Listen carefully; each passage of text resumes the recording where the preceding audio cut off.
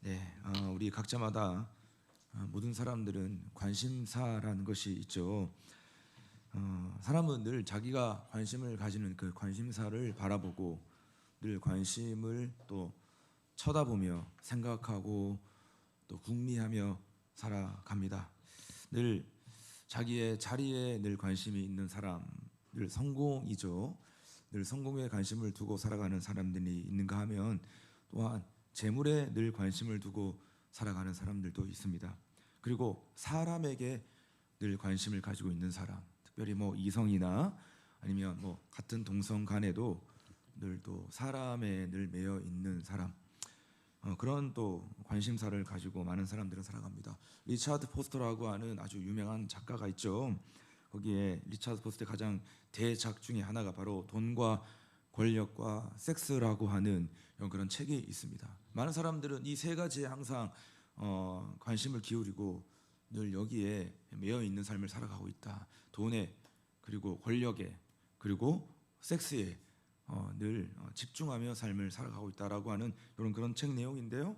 우리가 죄인으로서, 사람의 존재로서 항상 이런 한계를 느끼며 우리가 항상 또 다른 곳에 우리의 눈과 우리의 시선을 두고 살아가는 우리의 삶의 자리가 늘 우리가 있는 것을 우리는 확인할 수가 있죠.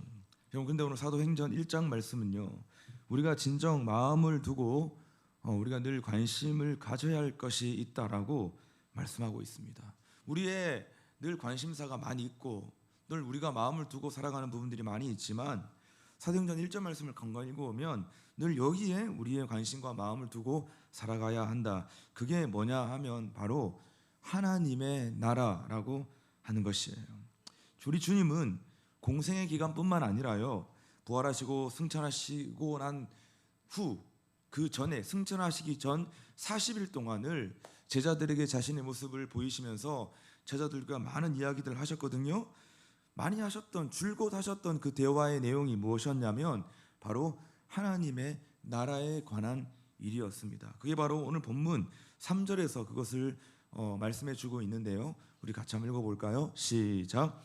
그가 고난 받으신 후에 또한 그들에게 확실한 많은 증거로 친히 살아계심을 나타내사 40일 동안 그들에게 보이시며 하나님 나라의 일을 말씀하시느니라. 40일 동안, 부활하신 후 40일 동안 그들에게 보이시며 하나님 나라의 일을 말씀하셨다라고 지금 기록되어지고 있는 거죠. 그러니까 여러분, 예수님의 주된 관심, 그리고 예수님의 설교, 예수님 모든 가르침의 주제는 하나로 일관됩니다. 그게 뭐냐 하면 바로 하나님의 나라라고 하는 사실입니다.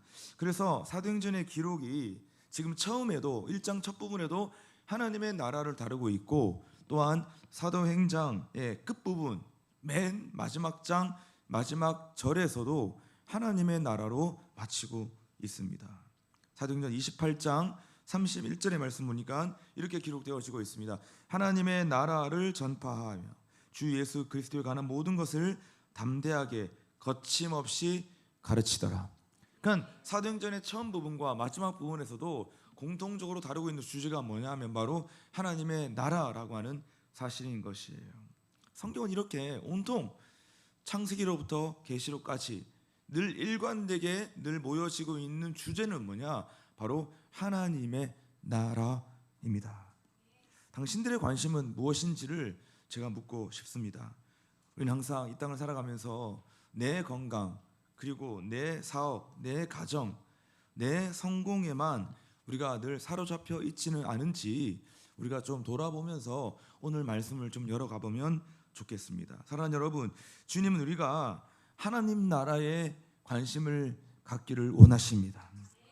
우리가 늘 꾸어야 될 우리의 꿈은 바로 하나님의 나라가 되어야 한다라고 성경은 늘 우리에게 도전하고 있다는 것이에요. 내가 살고 있고 싶은 땅의 나라만이 아니라 내가 살고 싶은 인생, 내가 살고 싶은 삶, 그 나라를 가리켜서 우리는 땅의 나라라고 하는데, 그 땅의 나라가 아니라 하나님 나라에 관심을 가지면 좋겠다라고 촉구하고 있는 말씀이 바로 우리가 늘 읽고 묵상하고 있는 성경의 말씀이라고 하는 사실입니다. 자, 그렇다면 우리가 하나님의 나라를 꿔야 되고, 또한 진짜 우리가 하나님의 나라를 꿈꾼다면 우리에게 어떠한 일들이 일어나야 될 것인가? 진짜 우리가 주님의 나라를 꿈꾸냐? 그럼 우리에게 무엇이 필요하냐? 오늘 여러분과 세 가지로 한번 정리해 보면 좋겠습니다. 첫째, 주님의 나라를 꿈꾼다면 우리는 일단은 하나님의 나라가 무엇인지를 알아야만 해요. 하나님의 나라가 과연 무엇인가? 이게 쉽기도 하고 좀 어려운 주제이기도 한데 반드시 단편적으로라도, 그냥 아주 핵심적으로라도 우리는 이 하나님의 나라에 대한 개념을 이해를 하고 넘어가야 하는 것입니다. 예수님의 제자들 또한 이 하나님의 나라의 개념을 여러분 바로 이해하지 못했습니다. 하나님 나라의 회복을 어떻게 이해했냐? 바로 이스라엘의 회복, 쉽게 말해서 정치적 회복으로 잘못 이해했던 모습들을 우리는 말씀을 통해서 여러분 살펴볼 수가 있습니다. 예수님이 제자들에게 그렇게 많이 하나님의 나라를 설명하고 가르쳐 주셨음에도 불구하고 제자들이 이해했던 하나님의 나라는 눈에 보여지는 이스라엘의 정치적 회복에 대한 개념으로만 계속 받아 누렸던 것이에요. 여러분, 우선 하나님의 나라가 무엇인지를 우리가 좀 이해해 봅시다. 하나님의 나라, 다른 말로 우리가 천국이라고 말을 하는데, 이 천국, 이 하나님의 나라는 많은 사람들이 보통은 죽어서 가는 나라로만 오해를 하고 있습니다. 물론 우리가 죽어서 가는 천국, 그 하나님의 나라 우리에게 너무나 중요하죠. 아니, 제일 중요합니다. 그러나 그것이 전부가 아니다. 그 관점을 우리가 가져야 되는 것이에요. 하나님의 나라가 무엇이냐? 죽어서 가는 천국이기도 하지만 천당의 개념도 우리가 물론 가지고 있지만, 하나님의 나라라는 것은 하나님의 통치와 다스림이 행사되는 나라다. 같이 해볼까요? 하나님의 통치와 다스림이 행사되는 나라이다. 그러니까 하나님의 주재권이 행사되는 나라라고 하는 사실인 것이에요. 그러니까 정말 하나님의 통치와 다스림이 있는 곳이라고 한다면 그곳은 뭐가 임했다? 하나님의 나라가 이미 임했다는 개념을 가지고 있는 것입니다. 근데 이 하나님의 나라는 좀 더 우리가 정확하게 이해하기 위해서는 몇 번 임하는가를 알아야 됩니다. 이 하나님의 나라는 여러분 2번 임한다고 성경은 여러분 풀어가고 있습니다. 하나님의 나라가 2번 임하는데, 첫째로 언제 임했냐? 예수 그리스도의 십자가와 부활 사역을 통해서 하나님의 나라가 이미 임했다. 그래서 우리는 예수 그리스도의 초림 사건이다라고 말을 합니다. 자, 그때 예수가 이 땅에 오셔서 십자가에 죽으시고 부활하심으로 말미암아 이미 이 땅에 하나님의 나라가 임한 거예요. 그게 바로 첫 번째 임한 나라라는 거예요. 다시 말했죠. 주님의 나라가 뭐죠? 주님의 통치와 다스림이 행사되는 나라다. 그러니까 예수 그리스도의 십자가와 부활 사건을 통해서 뭐가 행사되고 있다? 하나님의 통치와 다스림이 이미 행사가 되었다는 것입니다. 자, 근데 또 한 번 더 임해요. 이게 언제 임하느냐? 바로 예수님이 이 땅에 다시 오실 때, 재림하실 때 이 하나님의 나라는 임하는데, 자, 이때는 어떻게 임하느냐? 완전히 임하는 거예요. 그러니까 눈으로 우리가 볼 수 있는 나라가 되는 것이에요. 그러니까 정치적으로, 그다음에 유형적으로, 외형적으로도 완벽하게 임하는 나라가 언제냐? 예수님이 이 땅 가운데 다시 오실 때, 재림하실 때 주님의 통치와 다스림이 완벽하게 임한다는 것입니다. 자, 그렇기 때문에 하나님의 나라는 죽어서 가는 천국일 수도 있지만, 그것이 제일 중요한 거지만, 진짜 그 죽어서 가는 천국, 완벽한 하나님의 나라가 이 땅 가운데 임하기 위해서는 2번째 임하는 하나님의 나라를 우리 모두가 기다리고 경험해야 한다. 그때 하나님의 통치와 다스림이 진정으로 완벽하게 100% 행사되는 땅이 되고 나라가 된다는 것입니다. 자, 그렇다면 또 중요한 부분이 있습니다. 이 하나님의 나라는 그러면 어떻게 임하냐는 것이에요. 이 하나님의 나라는 어떻게 임하느냐? 여러분, 우리가 많은 것을 알고 있지만 핵심적으로 말을 하면 이 하나님의 나라는 예수의 십자가와 부활의 복음이 전파됨으로 임하는 나라가 바로 하나님의 나라이다. 그러니까 쉽게 말하면 하나님의 나라는 전도와 선교로만 임하는 것이에요. 전도와 선교를 통해서 예수의 십자가와 부활의 복음이 전파될 때, 여러분 그때 하나님의 나라가 임하는 겁니다. 다시 말해서 죄로 묶여있던 인생이 예수의 복음을 통해서 죄사함을 경험하고 모든 죄 문제가 해결됨으로 인해서 그때 어떤 역사가 일어나냐면 사탄의 나라는 무너지고 그 인생은 하나님 나라에 속하게 되는 거예요. 아멘. 그러니까 반드시 복음을 듣지 못한 영혼들이 예수의 십자가와 부활의 복음이 전파되어야 하고, 그 복음을 받은 영혼들이 모든 죄에서부터 해방되고 죄 문제가 해방됨으로 말미암아 그때 자기 삶을 장악하고 있었던 사탄의 나라가 파괴되고 무너짐으로 하나님의 나라에 속하게 되는 이 놀라운 역사가 일어나게 되는 것입니다. 여러분, 그래서 그의 영적 신분이 변화되면서 그와 동시에 그의 삶에 하나님의 통치를 받게 된다는 것입니다. 그러니까 예수 안 믿던 사람들이 예수를 믿으면 하나님의 통치와 다스림을 받게 되는 거예요. 예수를 안 믿던 민족이 예수를 믿게 되면 그 나라와 그 민족은 하나님의 통치와 다스림을 받는 민족이 되어지는 것입니다. 그러므로 하나님의 나라는 어떻게 임하는 것입니까? 단순합니다. 그리스도인들이 예수를 전함으로 주님의 나라는 시작되는 것이고, 예수 그리스도의 사람들이 그리스도의 복음을 전함으로 하나님의 나라는 완성되어지는 것입니다. 하나님의 나라는 시작도 완성도 오직 예수 그리스도의 복음이 전해지고 전파됨으로 말미암아 주님의 나라가 임하는 것이고, 그러면 어떻게 된다? 주님이 땅 가운데 다시 오시면서 모든 민족에게 복음이 전파됨으로 주님이 다시 오심으로 완벽하고도 유형적인 하나님의 나라가 건설되어지고 완성된다. 우리 그걸 가르쳐서 선교 완성이라고 말을 하고 선교 마무리라고 말을 하는 거예요. 그러니까 선교의 완성은 하나님의 나라 완성인 거예요. 선교 마무리는 이제 하나님 나라의 건설이 마무리가 되는 것입니다. 그렇기 때문에 반드시 주님의 나라는 어떻게 임하느냐라고 누군가 우리 물어본다면 복음이 전파됨으로 그의 나라가 임하는 것이죠 라고 우리는 항상 이 정답을 가지고 있어야 되는 거예요. 종말의 때를 묻자, 종말의 때를 묻는 제자들의 질문이 오늘 본문에 등장합니다. 오늘 본문 6절과 7절의 말씀 좀 보실까요? 그들이 모였을 때에 예수께 여쭈어 이르되 주께서 이스라엘 나라를 회복하심이 이때니까 하니라고. 지금 제자들 여전히 계속해서 이스라엘의 나라의 회복을 말하고 있습니다. 예수님이 그동안 계속 하나님 나라의 회복을 말씀하셨는데 여전히 지금 제자들은 하나님 그러면 우리 좀 잘 먹고 잘 살게 되는 겁니까? 이제 우리 식민지에서 해방되는 것입니까? 이제 예수님 왕 되시고 우리 좀 한 자리 차지하는 겁니까? 지금 계속 여러분 제자들은 이스라엘 나라, 이 땅의 나라의 회복을 지금 계속 물어보고 그 관점을 가지고 있어요.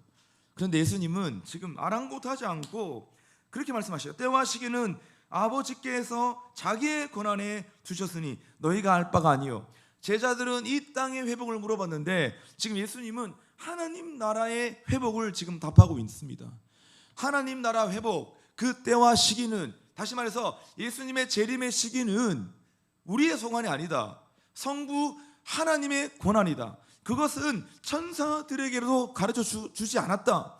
아무도 모른다. 그 때와 시기는 누가 아느냐? 오직 하나님 아버지만이 아는 때다라고 지금 말씀하신 것이에요. 그러니까 예수님은 그 재림의 시기는 너희 너무 많은 관심을 가지지 말아라 라고 말씀하셨죠. 근데 여러분 이 땅에 많은 수많은 이단들은 그 관심 가지지 말라고 했는데 자꾸 여기에 관심 가지면서 자기들만의 잘못된 신학과 논리를 만들어내면서 여러분 거짓 메시지를 계속 전파하고 있는 것입니다. 그런데 여러분 그때 지금 예수님의 제자들이 때를 물어봤잖아요. 그러나 그 때를 준비할 수 있는 방법은 분명합니다. 하나님의 나라를 준비할 수 있는 방법, 그 때가 언제냐, 그것보다 그 때를 준비할 수 있는 방법이 무엇이냐, 지금 그걸 말하는 거죠. 그게 뭡니까? 복음을 모든 족속에게 전파하는 것이에요. 복음을 전하는 것만이 하나님의 때를 준비하는 가장 중요한 방법이다. 그래서 오늘 너희가 증인이 되어야 한다. 성령 받고 그 능력으로 증인이 되어라라고 말씀하는 것이에요. 증인이 뭡니까? 증인은 결국은 예수의 복음을 전하는 사람을 가리켜서 오늘 너희가 증인이 되어야 한다라고 말씀하고 있는 것입니다. 사랑하는 여러분, 우리는 예수의 복음을 전하는 일에 관심을 가져야 될 줄로 믿습니다. 왜입니까? 그래야 하나님의 나라가 완성될 수 있다고 말하고 있기 때문입니다. 복음을 전하고 전도와 선교에 우리 삶을 내어 드릴 때만이 그제서야 하나님의 나라가 완성될 수 있다. 그것이 바로 성경의 유일한 메시지이기 때문입니다. 우리가 진정 하나님의 나라를 꿈꾸는 자라고 한다면 예수를 전하는 증인의 삶을 살아야 합니다. 전도와 선교에 우리의 삶을 내어드리는 일들이 우리 가운데 있어야 되는 것이에요. 왜입니까? 다른 방법으로는 절대로 하나님의 나라 확장될 수가 없어요. 사회 정의를 구현하고 복지 정책을 펼치고 이념과 사상, 아무리 좋은 이념과 사상이 우리 가운데 만들어진다고 해도 성경의 메시지는 그것으로 하나님의 나라가 완성되지 않는다. 하나님의 나라가 완성될 수 있는 일은 무엇이냐? 오직 예수 그리스도의 복음을 전하는 그 일을 통해서만이 주님의 나라가 확장되고 또한 주님의 나라가 완성되어질 수 있다. 땅끝까지 예수의 복음을 전한 그 일 가운데 우리의 마음과 우리의 관심과 우리의 모든 에너지를 거기에 집중할 수 있는 저와 여러분, 우리 공동체가 될 수 있기를 주님의 이름으로 축원합니다. 자, 두 번째로 우리가 정말 주님의 나라, 하나님의 나라를 꿈꾼다고 한다면 우리가 하나님의 나라에 대한 이해뿐만 아니라 뭐가 있어야 되냐? 오늘 본문에 보니까 성령의 권능을 받아야 한다라고 말씀하고 있습니다. 여러분, 우리가 하나님의 나라를 위해서 증인된 삶을 살아간다는 것은 그렇게 쉬운 일이 아닙니다. 이거 우리에게는 너무나 매력적인 것이고 우리의 심장과 우리의 가슴을 너무나 뛰게 하는 부분이기도 하지만 사실 우리의 마음만 뛴다고 해서 그 일들이 우리의 삶에 실제적으로 실제화되는 것이 아니잖아요. 증인된 삶을 사는 거 결코 쉬운 일이 아닙니다. 그렇기 때문에 성경은 지속적으로 뭘 말씀하고 있냐면 성령의 능력을 너희가 받아야 한다라고 말씀하고 있는 것이죠. 8절 말씀 우리가 잘 알잖아. 오직 성령이 너희에게 임하시면 너희가 권능을 받고 그렇게 되면 예루살렘과 유대와 사마리아와 땅까지 이르러 내 증인이 될 수 있다. 오직 성령이 너희가 임해야 된다라는 것이에요. 스가랴 4장 6절 말씀도 여러분 동일한 메시지를 우리가 선포하고 있지 않습니까? 그가 내게 대답하여 이르되 여호와께서 스룹바벨에게 하신 말씀이 이러하니라. 여러분, 바벨론 포로들이 다시 스룹바벨과 함께 고국에 돌아와서 맨 처음으로 했던 일이 무엇이냐면 무너진 성전을 재건하는 일이었습니다. 스룹바벨을 중심으로 무너진 성전을 재건하려고 하는데 여러분 그 과정이 만만치가 않았습니다. 많은 문제들이 있었습니다. 많은 방해꾼들이 있었어요. 쉽지 않은 삶의 자들이 있었습니다. 낙심하고 있는 그런 가운데 오랜 시간 동안 성전 건축과 재건이 중단되어 있는 상황 가운데서 하나님은 스가랴 선지자를 통해서 여러분 스룹바벨에게 그렇게 예언하셨던 것이에요. 어떻게 말씀하셨습니까? 이는 힘으로 되지 아니하며 능력으로도 되지 아니하고 오직 나의 영으로 되느니라. 할렐루야. 많은 사람들이 자기 힘과 능력으로 성전을 재건하려고 성전을 건축하려고 여러분 애썼던 거 아니겠습니까? 많은 사람들이 자기의 힘과 능력으로 하나님의 나라를 한번 건설해보고자 애쓰고 노력했던 거 아닙니까? 수많은 사람들이 안 봐도 화나잖아요. 자기의 힘과 자기의 능력으로 뭔가를 해보려고 애쓰고 노력하고 그리고 실족하고 실망하고 넘어지고 탈진하고 여러분 이런 일들이 계속적으로 반복되는 그러한 현상들을 보며 주님은 주의 선지자를 통해서 이렇게 말씀하시는 것이에요. 힘으로 되지 않고 능력으로도 되지 않고 오직 나의 영으로만 되는 것이다. 오직 성령이 너에게 임해야 된다. 그것이 주님의 말씀이었던 것입니다. 여러분, 성령의 권능을 힘입어야 우리가 성령을 입어야 모든 두려움들이 떠나가고 우리 그제서야 담대하게 복음을 전파하는 삶을 살아갈 수가 있는 것입니다. 아니면 한계에 부딪히는 거예요. 우리는 한계 덩어리잖아요. 사실 여러분, 인간의 별명은 한계예요. 한계. 인간 이러면 바로 여러분 뒤에 나타나는 수식어는 한계라고 하는 단어를 붙여야 되는 것이에요. 우리에게는 한계가 있는 것이에요. 우리는 할 수 있는 만큼이 있어요. 그것을 초월할 수 있는 능력은 우리에게 없다. 그래서 여러분, 한계를 뛰어넘고 죄된 본능을 뛰어넘을 수 있는 유일한 방법은 바로 성령의 능력을 힘입을 때만이 가능하다. 세상에서 가장 어렵고 힘든 일이 뭔지 아십니까? 세상에서 가장 힘들고 어려운 일이 뭐냐 하면 사람이 변화되는 일이에요. 여러분 자신, 자기가 변하는 일, 이것보다 어려운 일은 없습니다. 사람은 절대로 변할 수 없습니다. 그리고 사람은 절대 사람이 변화시킬 수가 없습니다. 이것이 우리가 평생을 살아오면서 내렸던 결론입니다.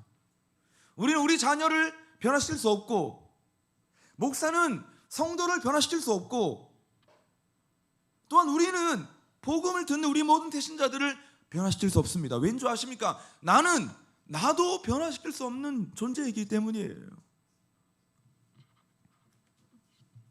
교육으로도 불가능하고, 어떤 사람들은 고난이 오면 변화된다고 말을 하죠. 한 번 맞아야, 회초리를 맞아야 변화된다. 천만의 말씀. 여러분, 고난도 사람을 변화시킬 수 없어요. 왠지 아세요? 그 고난이 종료되고 나면 다시 원점으로 돌아옵니다. 내가 언제 그러냐는 듯이. 그러니까 교육으로도 고난으로도 회초리로도 여러분 절대 사람은 변할 수가 없습니다. 여러분, 근데 성령이 임하시면 우리 모든 습관과 인격과 우리 모든 가치관이 순식간에 변화되는 것을 우리는 경험합니다. 그래서 사도 바울도 그렇게 변했고 수가성의 여인도 그렇게 변했던 것이에요. 성경의 수많은 인물들의 변화 사건을 보았을 때 거기에 중심에는 어떤 사건이 있었냐?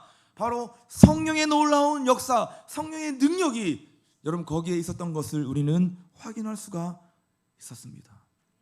그래서 성령은 우리의 모든 나쁜 버릇을 고쳐주고, 성령만이 자기를 절제하게 만들어주고, 여러분 성령만이 우리의 꿈을 회복시켜 주시고, 성령만이 사랑을 실천할 수 있는 힘과 능력을 우리에게 허락해 주십니다. 그러니까 자기는 원래 사랑꾼이다, 나는 원래 사랑이 많은 사람이야, 여러분 이런 말씀하지 마십시오. 성령 아니고서는 우린 절대 그 사랑을 실천할 수 없고 그 사랑의 마음을 가질 수도 없습니다.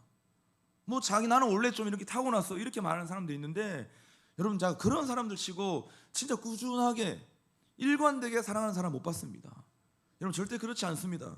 우리가 꿈을 꾸고 우리가 주님의 사랑을 흘려보내고 실천할 수 있는 것조차도 이것은 나의 능력에 관한 것이 아니라, 내 힘과 내 능력으로 가능한 것이 아니라 성령의 능력으로만 가능한 것인 줄로 믿습니다. 가장 큰 변화가 무엇이냐? 성령으로 인한 가장 큰 변화, 그것이 뭐냐 하면 불가능한 입술을 열어서 전도하게 한다는 것입니다. 우리가 이 입술을 열어서 전도한다는 것, 복음을 전한다는 건 이건 있을 수 없는 일이에요. 왜? 우리는 전적으로 부패하고 타락한 존재이기 때문입니다. 우리는 나만 바라보고 자기 중심으로 이기적으로 살 수밖에 없도록 이미 죄로 세팅된 존재인데, 우리가 이 불가능한 입술을 열어서 우리가 어떻게 복음을 전하냐 말인 것이에요. 있을 수 없는 것입니다. 나에게 성령의 능력이 임했을 때 하나님 이 입술로도 살아있는 주님의 복음을 전파할 수 있게 되는 것이군요. 우리는 그제서야 깨닫게 되어지는 것이죠. 그래서 여러분, 성령 앞에 붙는 수식어가 뭡니까? 바로 오직이라고 하는 수식어가 붙는 거예요. 오늘 본문에서도 오직 성령이 너에게 임하시면, 여러분 그리고 아까 스가랴 4장 6절 말씀 마찬가지잖아요. 힘으로 되지 아니하며 능력으로 되지 아니하고 오직 나의 영으로 되느니라. 성령 앞에 항상 여러분 따라붙는 단어는 오직이라는 단어인 것이에요. 다른 말해서 다른 방법도 없고 다른 길도 없다는 것입니다. 그래서 우리에게 성령 세례가 필요한 겁니다. 제가 늘 우리 교회 성도들을 위해서 늘 기도할 때마다 늘 제 안에 가지고 있는 오래된 기도가 있습니다. 그게 뭐냐면, 하나님, 우리 성도들 중에서 예수 믿고 다 구원을 받았지만 아직 성령 세례를 받지 않은 가족들이 있습니다. 여러분, 구원은 우리가 받는 물 세례를 통해서 가능한 것이지만 증인된 삶은 반드시 성령 세례를 받아야 돼요. 다시, 구원을 받는 것과 구원받고 천당 가는 것과 내가 예수의 복음을 위해 증인된 삶을 사는 건 다른 거예요. 다시 정리합니다. 내가 물 세례를 받고 구원을 받는 것과 성령 세례를 받고 내 삶을 하나님 나라에 위탁하고 하나님의 나라에 관심을 두고 하나님 나라의 꿈을 꾸며 예수의 복음을 전하는 증인된 삶을 사는 건 다른 거예요. 여러분, 그래서 성령 세례를 받지 않은 사람 특징이 있습니다. 그 뭐냐? 예수의 복음을 전하자고 했을 때 거기에 별다른 열정과 꿈이 없어요. 그를 끊임없이 행사로 보고 이벤트로 봐요. 선교 가자 그러면 그냥 교회가 함께 가는데 따라가야 될까 말아야 될까 항상 이 관점이에요. 그러니 형편을 논하는 거예요. 따라갈까 말까. 교회가 가자는데 목사님이 가자고 하는데 갈 수 있는 형편이 될까 안 될까. 그러니까 자기의 상황과 형편에 늘 맞춰져 있습니다. 왜냐하면 거기에 증인된 삶을 사는 거, 하나님 나라를 위해 삶을 살아가는 건 성령 세례를 받은 자만이 가능하기 때문입니다. 아무나 전도하고 선교하는 것이 아니에요. 목사님, 저 그래 성령 세례를 안 받았는데 저 그래도 전도 참여하거든요 하는데요. 여러분 잘 곰곰이 생각해 보십시오. 내가 그 전도에 정말 프로그램으로 참여하는 것인지 아니면 그것이 나의 꿈인지, 그게 나의 주된 관심사인지. 여러분, 그러니까 오늘 본문에서 그걸 말씀하고 있는 것이에요. 우리에게 반드시 뭐가 필요하다? 성령 세례가 필요하다. 성령 세례라는 것은 성령 충만을 말하는 거예요. 내가 한 번도 성령 충만을 받아본 적이 없는데 내가 최초로 성령 충만이 뭔지를 내가 경험했어요. 그게 만약 성령 세례를 받았다는 것입니다. 성령 세례를 받게 되면 그제서야 너희가 증인이 될 수 있다. 예루살렘과 유대와 사마리아와 땅끝까지 이르러 내 증인이 될 수 있다. 저는 우리 공동체 안에 여러분 이 기도가 필요합니다. 하나님, 우리 성도들 중에서 아직 이 성령 세례를 받지 못한 사람, 크고 작은 열정도 있는 것 같은데 아직 성령 세례를 받지 못했어요. 그러니까 자꾸 형편에 따라 자기의 환경과 상황에 따라 할 건지 안 할 건지가 결정이 되는 거예요. 재정이 있어야 하고, 휴가가 있어야 하고, 내 마음이 있어야 하고, 형편이 따라줘야 하고, 다 조건이 붙는 거예요. 그럼 뭐냐면 내가 아직 성령 세례를 받지 못한 거예요. 여러분, 성령 세례를 받으면 반드시 하나님 나라의 꿈을 꾸고 하나님 나라의 관심을 가지고 전도와 선교에 복음을 전하는 일에 반드시 집중하고 매진하게 되어 있는 것입니다. 기억하십시오. 구원은 물 세례로 가능하지만 증인은 성령 세례가 필요하다. 아멘. 그리고 성령 세례를 받아야 우리는 탁월해질 수가 있는 거예요. 성령 세례를 받아야 우리 모든 자들은 복음을 전하는 사역자로서 탁월한 능력과 탁월한 지혜가 우리 가운데 회복되어지는 것입니다. 그러니까 진짜 우리가 정말 능력 있게 우리가 쓰임 받기 위해서는 반드시 뭐가 필요하냐? 공부가 필요한 것이 아니라, 스터디가 필요한 것이 아니라 능력 있게 우리가 사역을 감당하는 자가 되기 위해서는 반드시 성령의 세례를 받아야 된다. 성령 세례라는 것은 성령의 능력이라고 말했잖아요. 성령의 능력을 받아야 우리는 탁월한 사역자로 나아갈 수가 있다. 우리 직장에서도 탁월한 사역자, 직장에서 탁월하게 내가 일을 하는 업무를 감당할 수 있는 사람이 되기 위해서는 그리스도인으로서의 성령 세례를 반드시 경험해야 되는 것입니다.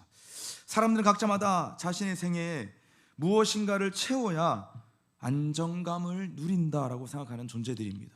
뭔가 계속 채워져야 안정감이 생긴다고 생각을 하는 것이에요. 그래서 여러분, A.C. 웰치라고 하는 사람은요, 이런 말을 했습니다. 사람마다 자신의 생애에 무엇인가를 채우려고 한다. 어떤 사람들은 자신의 생활을 술과 쾌락으로 채우며 이것을 행복이라고 외친다. 사람들은 술 외에도 권세와 명예와 재물로 자신의 삶을 채우려고 한다. 이렇게 말을 했어요. 여러분 아시죠? 이런 것들은 우리 안에 갈증만 계속 더 만들어낼 뿐 우리에게 그 어떤 만족도 없다는 것을 알아야 되는 것입니다. 여러분 이거 아닌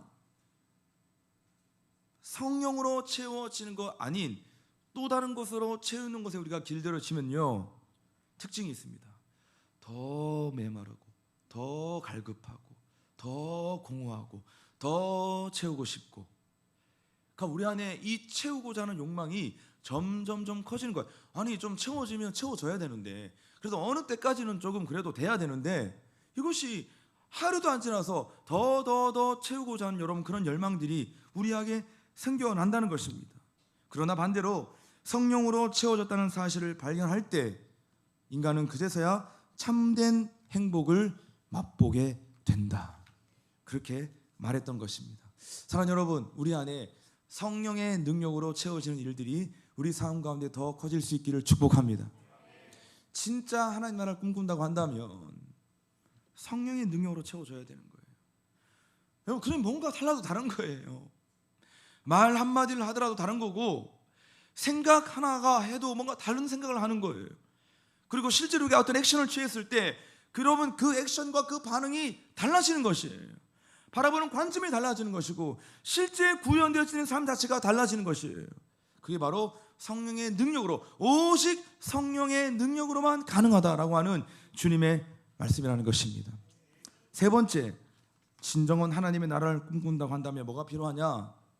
뜨거운 기도가 있어야 한다고 오늘 성경은 우리에게 선포하고 있습니다. 여러분, 성령 충만 역시 기도로만 가능하다는 사실을 우리는 알아야 돼요. 14절 말씀 보니까 이렇게 기록되고 있습니다. 여자들과 예수의 어머니 마리아와 예수의 아우들과 더불어 마음을 같이하여 오로지 기도에 힘쓰더라. 오로지 기도에 힘쓰더라. 그들은 오로지 기도에 힘썼다고 기록하고 있습니다. 여러분, 기도가 무엇입니까? 기도는 내가 할 수 없는 것을 하나님은 하신다는 것을 인정하는 거예요. 아멘. 그러니까 사람이 일을 하면 사람이 그냥 일하는 거예요. 그냥 그거예요, 그냥. 그런데 사람이 일만 하지 않고 사람이 기도를 하면 누가 일하신다? 하나님이 일을 하시는 것이에요. 그러니까 내가 할 수 없는 것은 하나님이 하십니다라고 하는 인정이 바로 우리 삶의 기도가 회복되어진다는 겁니다. 초대교회가 언제 성령을 받았냐? 말씀 보니까 오늘 성경에 예루살렘을 떠나지 않고 기도에 전념했을 때 성령의 충만함을 받았다. 여러분, 이때 했던 기도가 뭐냐면 두 가지 특징이 있습니다. 예루살렘 떠나지 않고 초대교회 모든 제자들과 초대교회 성도들이 함께 기도했을 때 그 기도의 특징 두 가지가 있었는데, 그게 뭐냐면 첫째로는 지속적인 기도였고, 두 번째는 합심함으로 올려드렸던 기도였던 것입니다. 그러니까 성령이 언제 임하냐면, 성령의 충만함과 그 능력을 우리가 언제 받냐면 우리가 지속적으로 기도했을 때, 그리고 합심해서 부르짖으며 기도했을 때, 여러분, 우리에게 성령이 임하는 것을 우리는 볼 수 있어야 하고 기억할 수 있어야 하는 것입니다. 우리가 지속적으로 엎드려 기도할 때 전도와 선교의 문을 열어주시고 하나님의 나라를 확정시켜 주신다. 할렐루야. 그래서 기도의 대가 E.M. 바운지는 이런 말을 했습니다. 기도 그러면 E.M. 바운지잖아요. E.M. 바운지의 기도 한 권 정도는 우리가 한번 읽어줘야 그래도 우리가 기도한다고 얘기할 수 있는 거예요. 혹시 E.M. 바운지의 기도에 관한 책들을 한 권도 아직 읽어보지 못한 분들은 오늘 여러분들 다시 쿠팡 들어가서 E.M. 바운지 딱 치면 기도에 관련된 책이 많이 나오거든요. 한 권은 꼭 오늘 구매하시기를 축복합니다. 다시 해봅니다. 시작. 기도는 모든 것 중에서 가장 쉽지만 가장 어렵습니다.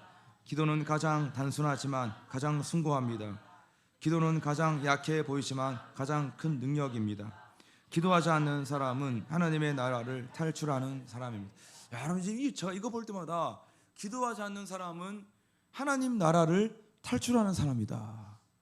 진짜 와닿는 표현이지 않습니까, 여러분? 이거 진짜 보면 기도하는 사람은요 하나님의 나라를 살거든요. 정말 기도하는 사람은 하나님 나라에 속하거든요. 근데 진짜 기도 없이 삶을 살아간다는 건 하나님의 나라를 살다가도 그 나라를 탈출해 버리는 사람들이라는 거예요. 그래서 진짜 하나님 나라를 꿈꾼다고 한다면 정말 뜨거운 기도가 우리 가운데 있어야 한다는 거예요. 진짜 기도만 회복돼도 우리 마음속에 다시 하나님 나라에 대한 열정으로 활활 불타오르게 되어 있습니다. 우리가 이번에 단동 갔을 때 할 수 있는 사역이 없잖아요.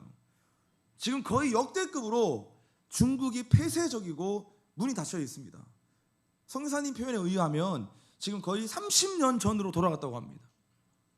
이제는 북한 식당도 못 가요.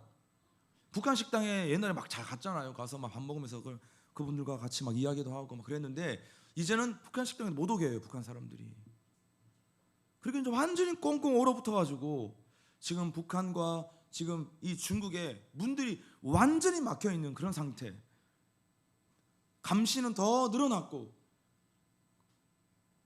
선교사들은 다 쫓겨났고 거의 중국 땅에 선교사들 90% 이상이 지금 다 추방되어 있는 상태에 놓여 있습니다. 선교팀들은 거의 뭐 찾아볼 수도 없고 그러니까 지금 한 30년 전으로 지금 되돌아간 거예요. 여러분 그런데 우리가 실제적으로 할 수 있는 사역은 없었지만 거기서 우리 계속 기도했어요.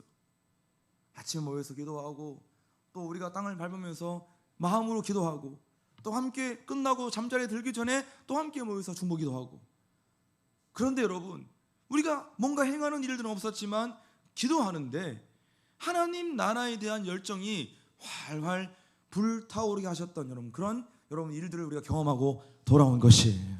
할렐루야. 그래서 기도하지 않는 사람은 하나님의 나라를 탈출하는 사람이다. 우리 삶 속에 진짜 그의 나라를 꿈꾼다고 한다면 하나님 나라에 관심을 가진다고 한다면 우리 삶에 반드시 회복되어야 될 삶의 자리는 바로 기도하는 자리가 되어야 될 줄로 믿습니다. 말씀의 결론을 맺겠습니다. 성경은 우리에게 하나님 나라의 우선순위를 둘 것을 말씀하고 있습니다. 마태복음 6장 33절이 그 말씀이잖아요. 하나님 나라의 우선순위를 두라. 그런지 너희는 먼저 그의 나라와 의를 구하라. 그리하면 이 모든 것을 너희에게 더하시리라. 우리가 먼저 하늘을 구하면 우리의 땅의 것들은 덤으로 주신다는 말이에요. 하늘의 것을 먼저 구하면 땅의 것은 덤으로 주신다. 여러분 그래서 C.S. 루이스 교수님은 이런 말을 했습니다. 하늘을 겨냥하라. 그러면 땅은 덤으로 얻게 될 것이다. 땅을 겨냥하라.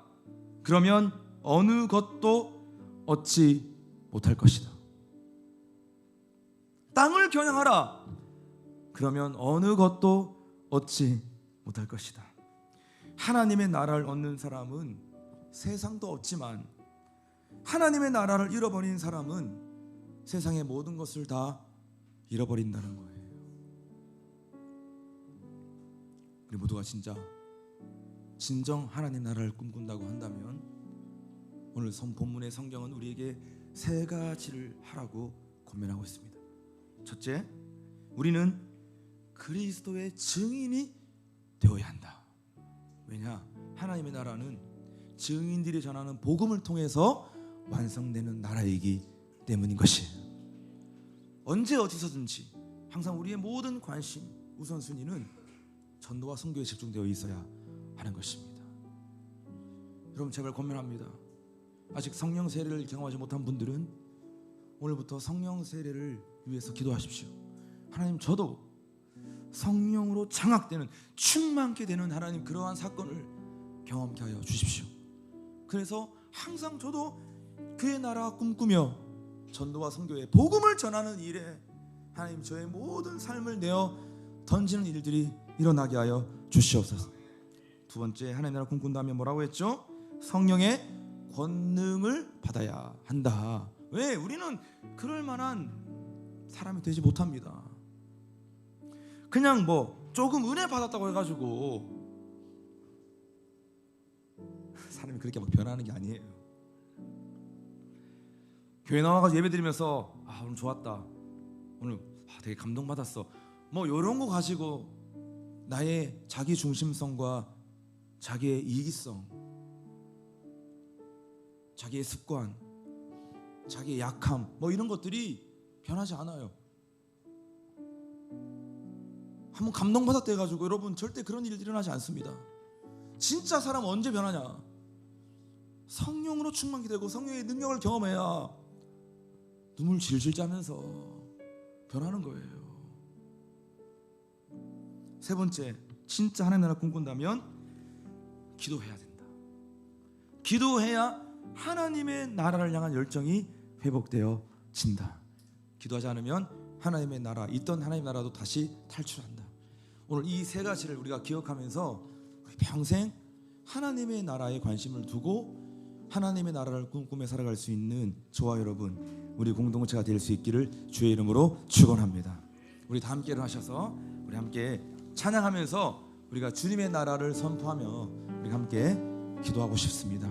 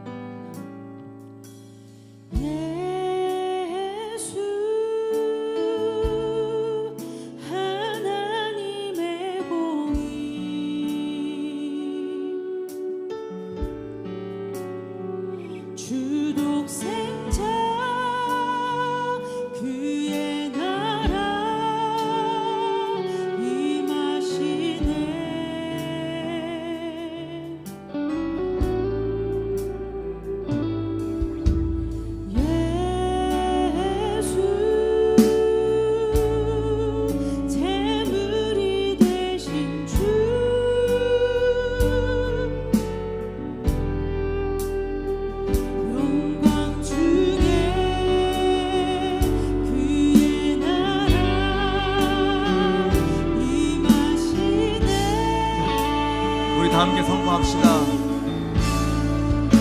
주의 나라, 주의 나라 영원하며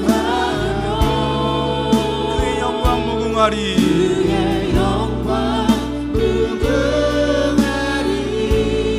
왕의 위엄과 능력이, 위엄과 능력이 이제 임하였으니,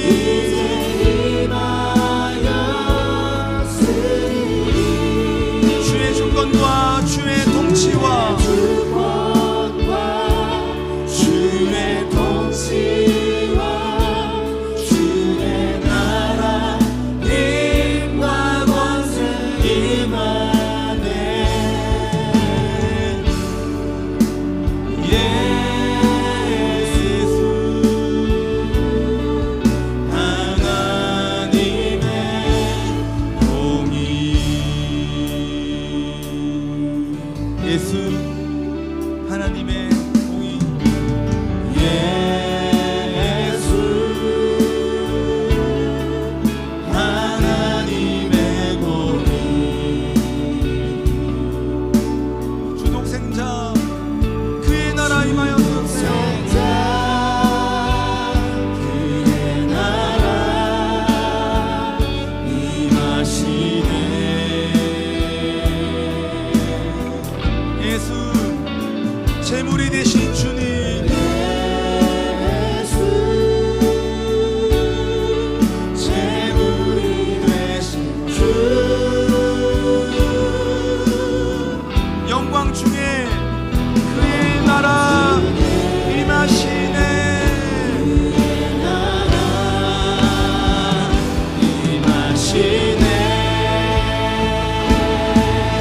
주의 나라 선포하세요. 주의 나라 영원하며, 주의 나라 영원하며 주의 영광 무궁하리. 왕의 위엄과 능력이 이제 임할지어다. 임하였으니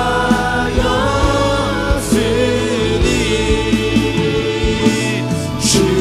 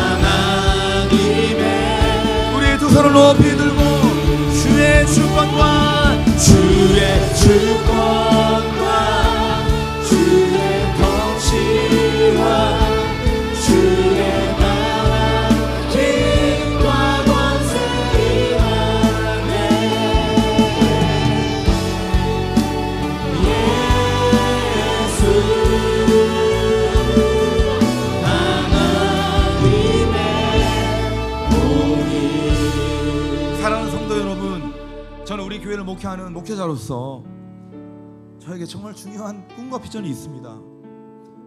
우리 교회가 성장하는 것도 중요하고 또 우리 교회가 확장되는 것도 중요하지만 하나님, 우리 주님 사랑의 교회를 섬기고 있는 우리 모든 성도들 하나님의 나라를 꿈꾸게 하여 주옵소서.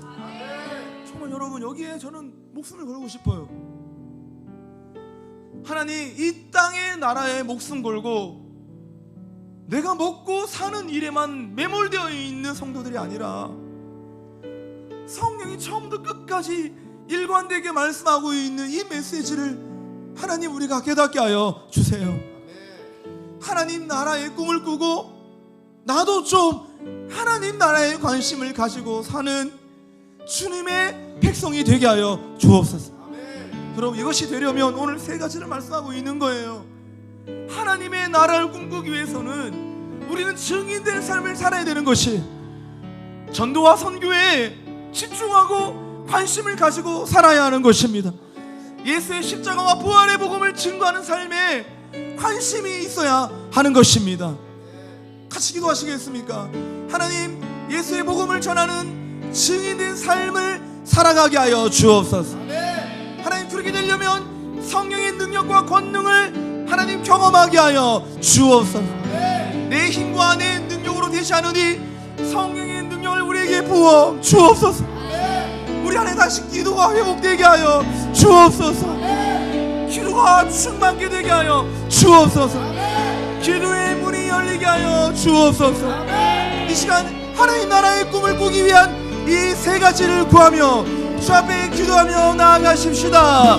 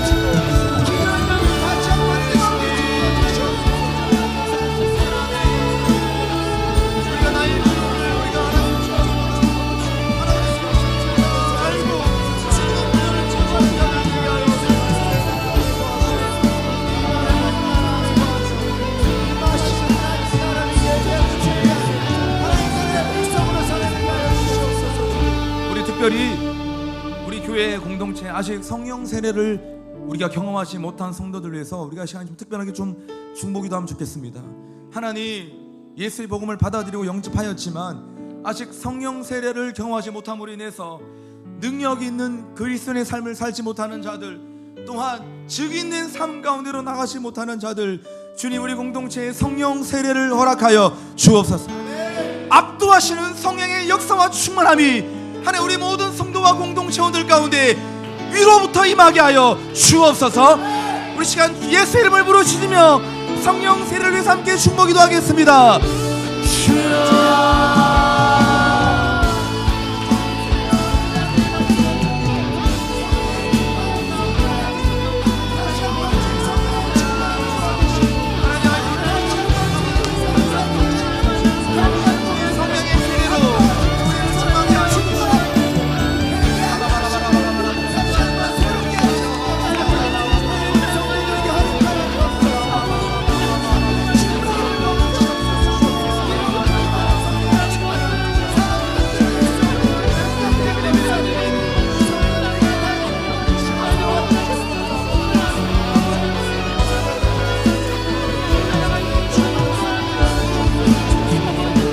하늘 문을 여시고 주님 위로부터 임하는 성령 세례가 하나님 우리 모든 가운데 주님 불같이 임하게 하여 주옵소서.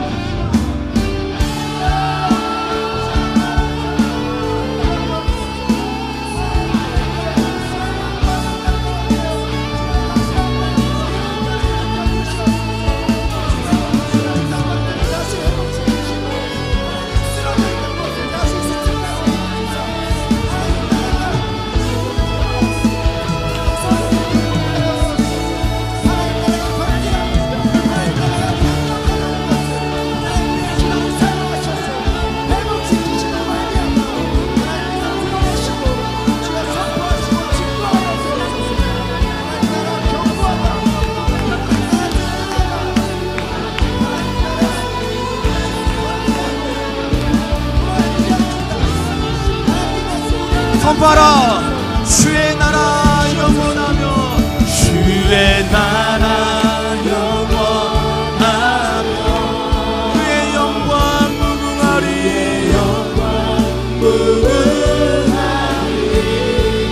왕의 위엄과 능력이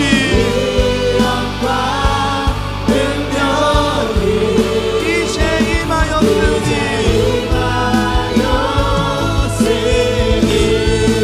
주의 주권과 주의 통치와 주의 나라 힘과 권세 임하네. 할렐루야. 예수 하나님의 이 한반도 위에 남과 북위에 주의 나라 영원하며 그의 영광 무궁하리.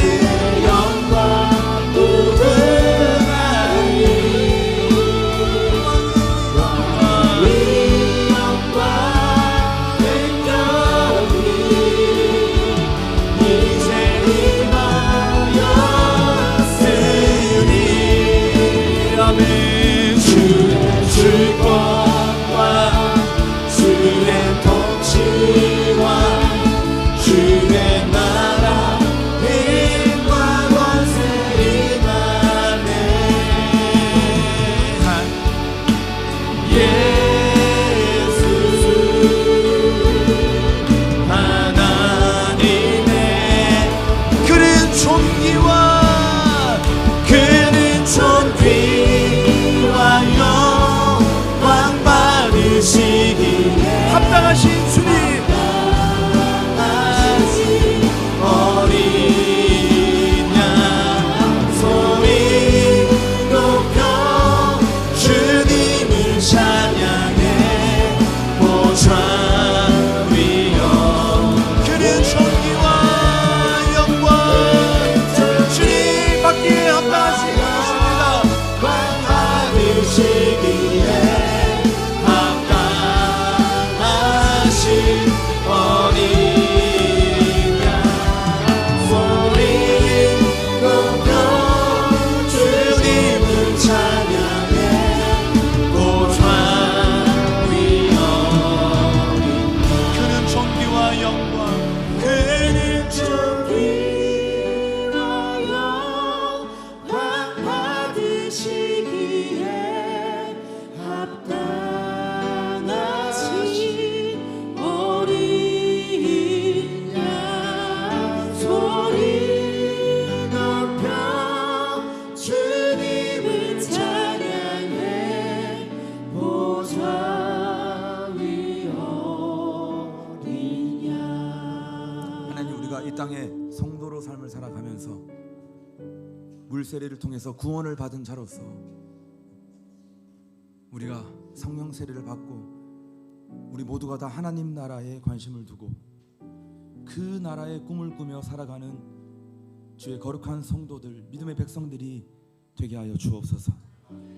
하나님, 우리의 삶이 아무리 참 현실적으로 살아가기가 빡빡하지만 너희는 먼저 그의 나라와 의를 구하라. 그리하면 이 모든 것을 너에게 더하시리라. 하나님, 이 말씀은 만유의 주가 되신 예수 그리스도의 말씀입니다. 이 말씀을 굳게 붙잡고 평생 다시 오실 예수 그리스도를 바라보며 완성될 하나님의 나라를 꿈꾸며 우리가 복음을 전하고 증인된 삶을 감당하며 항상 기도와 성령 충만에 우리가 마음을 쏟고 우리의 삶을 내어드려 정말 완성될 하나님의 나라가 우리의 삶과 인생을 통해 우리 교회를 통해서 임하고 세워지는 것을 우리 모든 백성들이 경험하게 하여 주옵소서.